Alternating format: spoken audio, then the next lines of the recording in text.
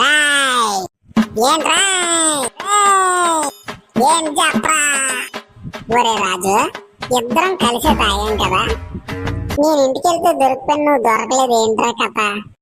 నీ అయ్యా, నువ్వు ఒక అన్ప్రొఫెషనల్ డ్రింకర్ రా. ఏదైనా మనలా ఉండాలి. నాకెందుకో నువ్వే నన్ను ఇరికించావేమో అన్న డౌట్ రా. ఇది అన్యాయం రా. ఎందుకురా చెప్పు, రాత్రి నుంచి మా అమ్మ ఒకటే రేవేడుతుంది నన్ను.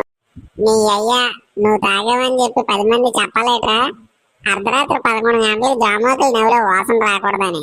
ఆ టైంలో జాంగే ఎవడని తింటాడా? వాసన రాకుండా తిన్నామని మీ అమ్మ కనిపెట్టేసి కొట్టేసింది. అదే నిజమేరా రాజు. మరి నువ్వెందుకు దొరకలేదురా? నువ్వేం తిన్నావు మరి వాసన రాకుండా? అంటే అది తెలుసు కదా మామా, ఇలాంటి స్మెల్ ఏదో వస్తుందని చెప్పి నేను 3 రూపాయలు కంఫర్ట్ ప్యాకెట్ తోటి కొనుక్కున్నాను. ఓర్ని రాజు, మంచి పని చేసావురా. అది తెలివితేటలంటే అలా ఉండాలి. ఊరికే ఎగేసుకొని తాగేయడానికి వచ్చేయడం కాదు.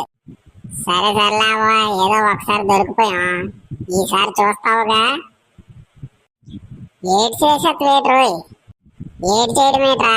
డిమార్ట్కి వెళ్ళి ఒక పెద్ద లీటర్ బాటిల్ ఒకటి కొనేసుకొని ఈసారి తాగినప్పుడల్లా తెచ్చుకొని గ్లాస్ లో పోసుకొని తాగేస్తున్నాయి. వాళ్ళంతా వాసన వచ్చారు.